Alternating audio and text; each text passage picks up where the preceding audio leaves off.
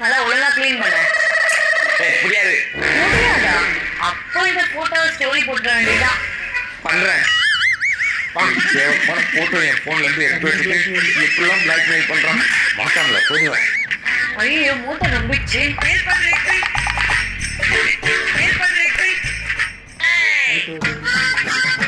என்னடா நிக்கிற? க்ளீன் பண்றா?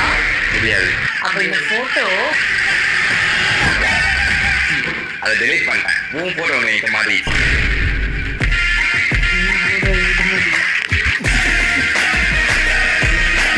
ஃபர்ஸ்ட் மேக்கப் போடும்போது எடுத்த போட்டோடா கேவலமா இருக்கும்.